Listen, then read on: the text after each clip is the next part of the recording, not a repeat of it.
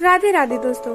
श्रीमद् भागवतम के अनुसार एक बार राजा परीक्षित ने सुखदेव जी से प्रश्न किया कि पुण्यात्मा हमेशा स्वर्ग को जाती है, पापात्मा हमेशा नरक को जाती है और भक्तजनों को भगवान का धाम प्राप्त होता है। किंतु ऐसा कोई मार्ग बताइए कि यदि किसी जीवात्मा ने अपने पूर्ण जीवन में केवल पाप किए हो और उसे भगवान का धाम प्राप्त हो। यह सुन सुखदेव जी ने पहले तो मना कर दिया, किंतु राजा परीक्षित के बहुत आग्रह करने के बाद उन्होंने कहा कि एक ही मार्ग है।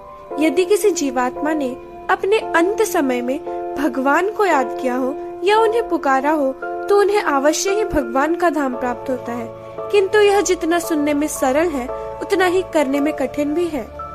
सुखदेव जी बताते हैं कि एक मनुष्य को अपने अंत समय में वही चीजें याद आती है जो उसने अपने पूर्ण जीवन में की होती है। जैसे एक मनुष्य ने यदि अपने पूर्ण जीवन में केवल कुकर्म किए होंगे तो उसे वही कुकर्म अपने अंत समय में दिखाई देंगे और उसकी मृत्यु हो जाएगी।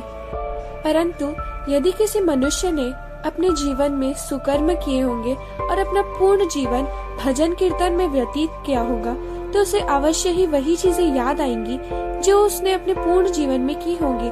और यह बात तो स्वाभाविक है कि उसे भगवान ही याद आएंगे और मृत्यु के बाद उसे यमदूत नहीं बल्कि भगवान के पार्षद लेने आएंगे।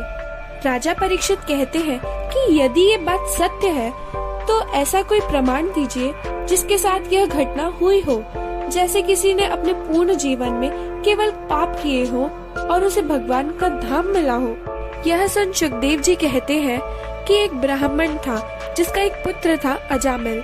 शुरू में तो अजामिल में बहुत ही अच्छे संस्कार थे और बहुत ही अच्छे आचरण वाला मनुष्य था, किंतु एक दिन उसके पिता की मृत्यु हो गई। अब उसे अपना भरण पोषण स्वयं ही करना था। धीरे धीरे वक्त बीतता गया और एक दिन जंगल में लकड़ियां इकट्ठा करने के लिए वह जंगल गया कि उसने देखा कि एक युवक और युवती काम क्रीड़ा कर रहे हैं। यह देख उसके अंदर की वासना जागृत हो गई। धीरे धीरे कर उसके भीतर सारी बुराइयों ने प्रवेश कर लिया, जैसे क्रोध, मोह, अहंकार। संध्या होते ही उसके घर रोज नई नई स्त्रियां आती। अब वो पूरी तरह भोग विलास में डूब चुका था। तभी एक दिन एक ऋषि ने अपने 100 वर्षों की तपस्या पूर्ण की और उस नगर में आया जहाँ अजामिल रहा करता था। उसने नगरवासियों से पूछा कि क्या इस नगर में कोई ब्राह्मण रहता है। नगरवासियों ने कहा कि रहता तो है, किंतु उसके आचरण ब्राह्मणों वाले नहीं। ऋषि कहते हैं कि मुझे तो केवल अपनी एक रात व्यतीत करनी है, मुझे तो केवल एक स्थान की आवश्यकता है। यह सोच वे अजामिल से मिलने गए। वे पूछते हैं कि क्या तुम्हारे महल में मुझे एक स्थान मिल सकता है। अजामिल कहते हैं कि हाँ, इतना बड़ा महल है, आप कहीं भी रुक सकते हैं। अब सुबह हो जाती है और वह ऋषि प्रस्थान करने को होता है। वह अजामिल से मिलता है और कहता है कि तुमने मेरी बहुत सहायता की, मांगो, तुम्हें क्या मांगना है। अजामिल सोचते हुए कहता है कि नहीं, मेरे पास तो सब कुछ है, मुझे कुछ नहीं चाहिए। ऋषि की नजर उसकी पत्नी पर पड़ती है और वो कहता है कि तुम्हारी पत्नी को 10वां गर्भ है, तुम मेरी बात मानो और अपने पुत्र का नाम नारायण रखना। जैसा कि ऋषि ने कहा था उसे पुत्र ही प्राप्त हुआ और उसने अपने पुत्र का नाम नारायण ही रखा। अब जैसे जैसे नारायण बड़ा होता उसके प्रति उसका मोह और बढ़ता गया। वो जहाँ जाता कहता, नारायण कहाँ है, क्या नारायण ने खाना खाया। वह पूरा दिन नारायण के साथ ही व्यतीत करता कि एक दिन उसका अंतिम क्षण आ गया। उसे बहुत पीड़ा होने लगी क्योंकि उसने अपने पूर्ण जीवन में कुकर्म ही किए थे। उसे याद आने लगा कि उसने कैसे अपना पूर्ण जीवन नारायण के साथ व्यतीत किया।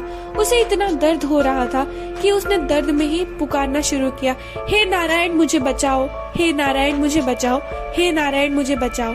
नारायण का नाम इतना जोर जोर से लेने लगा कि वैकुंठ में बैठे नारायण जाग गए और कहते हैं कि ये कौन है जो मुझे इतनी जोर जोर से पुकार रहा है।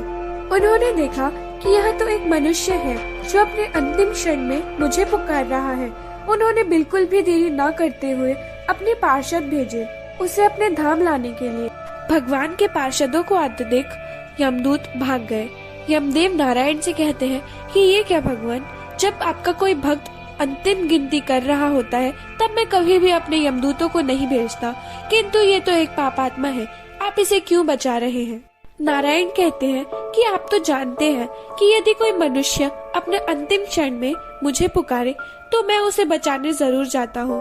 तब यमदेव कहते हैं कि ये आपको नहीं, अपने पुत्र नारायण को पुकार रहा था।